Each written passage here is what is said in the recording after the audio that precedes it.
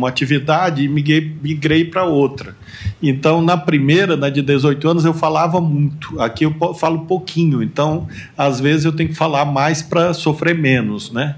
Mas eu peço desculpa pelo pequeno atraso. Nós estamos aí exatamente 1 hora atrasados, mas creio que nós vamos conseguir honrar os voos de todos. Se houver alguma intercorrência, peço que avise para a gente poder inverter. Doutor Manuel Messias Peixinho, depois a doutora Cristiane de Oliveira Coelho Galvão. O senhor tem a palavra.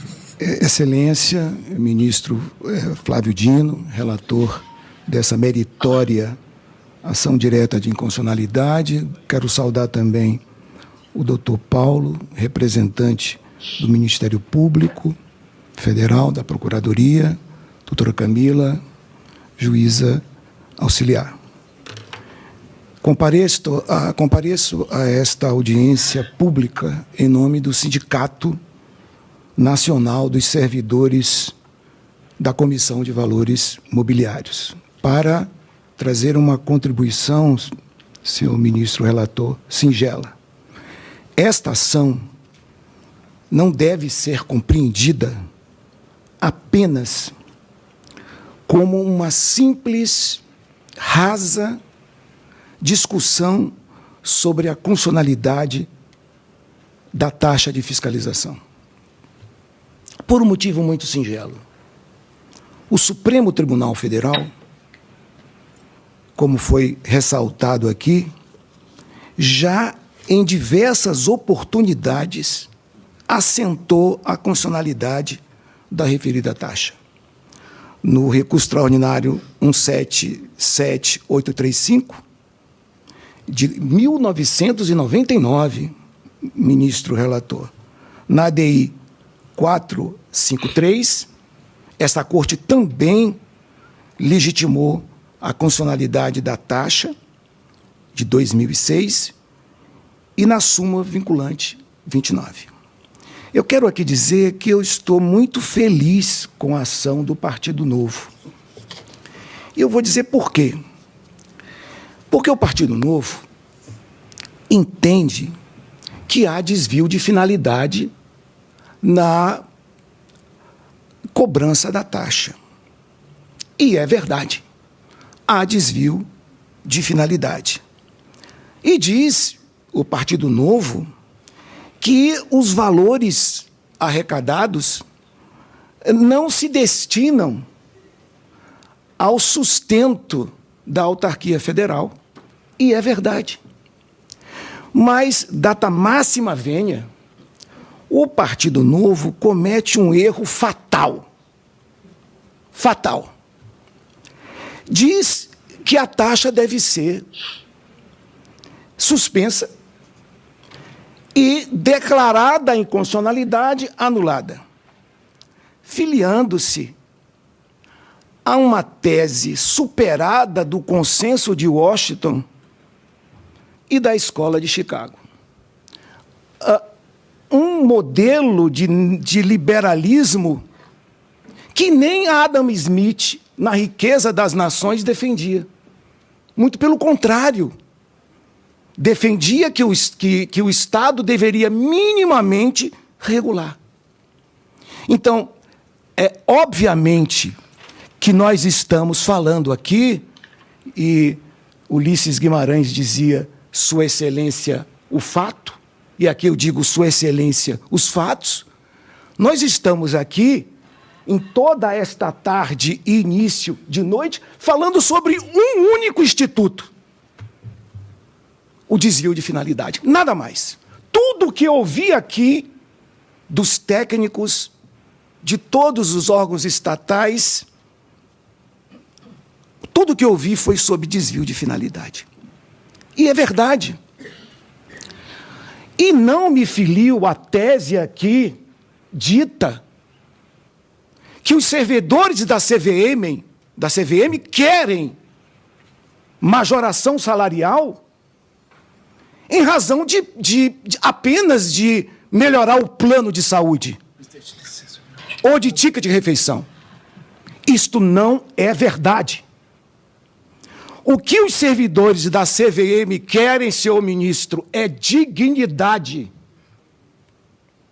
É que a máquina burocrática estatal, como defende Max Weber em Estado e Sociedade, funcione. Não é apenas uma discussão rasa, equivocada, de sustento alimentar dos servidores. Por quê? Se há desvio de finalidade por parte da taxa que é arrecadada e não repassada para a finalidade a que foi criada, o custeio do exercício do poder de polícia, a CVM, ela pode ser capturada pelos lobos de Wall Street ou pelos lobos que estão presentes nesta terra e que os fatos mais recentes já demonstram. Portanto, não estamos aqui apenas discutindo quanto arrecada, quanto se perde ou quanto deve ser investido. Nós estamos falando aqui de uma política estatal de recuperação da dignidade dos servidores, sim, aqui numa visão kantiana, de finalidade moral, não de meio espúrio para alcançar uma finalidade, não é para subsidiar plano de saúde somente, ou vale alimentação, mas aqui, como assenta Kant na fundamentação à metafísica dos costumes, de uma finalidade ética, de recuperação da CVM, que hoje se encontra enfraquecida, ajoelhada, humilhada, porque não consegue fiscalizar como deveria.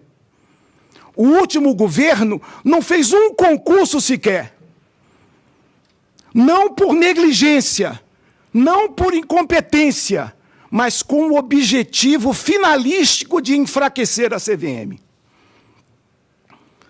Então, senhor ministro, nós estamos falando de uma violação frontal aos artigos 174 da Constituição e do artigo 192 da Constituição. Não pelas razões que o Partido Novo lança, equivocadas, mas sim porque nós temos uma Constituição econômica enfraquecida, e aqui Eros Grau e Vital Moreira, como temos uma Constituição financeira enfraquecida. Então, eu fico muito feliz de ter sido um dos últimos, porque compreendo humildemente, senhor ministro, que nós estamos falando aqui de violação do princípio da proporcionalidade. E em homenagem a Vossa Excelência, citar aqui Ética Nicômaco, o melhor livro sobre proporcionalidade já escrito no Ocidente, que diz: desproporcional é o que excede, mas desproporcional é o que falta, é o que é reduzido, é a escassez. Então, a CVM vive hoje desta escassez e ação inconstitucional do Estado brasileiro, que não repassa o suficiente para que possa cumprir a sua função de fiscalização, supervisão, melhoramento na tecnologia, inteligência regulatória, produção de dados, instrução de processos, recomposição de quadros e proteção do mercado. Mas não é o mercado como um fim em si próprio, como um fim em si mesmo. Não o mercado como nós criamos essa ficção defendida pelo Partido Liberal, que nem os liberais defendem. Mas é sim o mercado como meio, como foi dito aqui, para o fortalecimento dos consumidores e da sociedade civil de um modo de um modo geral. Então, senhor ministro, eu não acredito, e não me leve a mal por isso, o que eu vou afirmar aqui, eu não acredito numa consensualidade a partir de um Estado regulador fraco. Eu não acredito. Eu acredito que possa haver consensualidade, Vossa Excelência conhece o tema com bastante intimidade, mas a partir de premissas estabelecidas que este Supremo Tribunal Federal já tem. Por isso que eu elogiei o Partido Novo, com coração aberto, por ter trazido uma questão relevante, apontar o desvio de finalidade, mas o remédio oferecido é justamente o enfraquecimento dessa estrutura regulatória. E o conceito de regulação, ministro, não é um conceito vazio. É um conceito que não se confunde com fiscalização, que não se confunde com a regulação formal, mas com um conceito material de regulação, que é dar a esta espécie tributária a finalidade desejada pelo Constituinte, nos artigos 174, 192 da Constituição. Por isso que a expressão poder de polícia não é apenas um poder de repressão, é poder da polis, da cidade-estado, de uma regulação justa, equitativa, em que a CVM se insere como uma das autarquias mais relevantes. Eu vi aqui a exposição do representante do COAF, eu não sei se ele está aqui ainda, mas parece que esta comparação é muito importante, porque um órgão como o COAF recebeu o que recebe para exercer uma função tão importante. Ministro, nós estamos diante de uma distorção, de uma aberração na finalidade do próprio Estado. Então, senhor ministro, eu, em nome aqui dos servidores da CVM, aqui do sindicato da CVM, aqui chancelado pelo doutor Oswaldo Munarino Filho, seu presidente, pedir que Vossa Excelência declare a inconstitucionalidade. Mas declare a inconstitucionalidade do Estado brasileiro por não cumprir a finalidade desejada nos artigos mencionados 174 e 192 da Constituição. Ou seja, há claro desvio de finalidade por parte do Estado brasileiro, que Vossa Excelência, na sua formação humanística, de experiência no Executivo, no Legislativo e no Judiciário, possa dar um provimento, se não houver consenso, no sentido de que o percentual mínimo de 70% seja destinado à autarquia, à CVM, para que ela possa não ser mais uma vítima dos lobos do mercado que pregam e acreditam no mito da desregulação e da desregulamentação. Muito obrigado, ministro. Eu agradeço ao senhor doutor Manuel Messias Peixinho, inclusive pelas eruditas alusões a Kant e Aristóteles, lembrando, claro, a sua condição de graduado também em Teologia e Filosofia. Muito obrigado pela sua contribuição.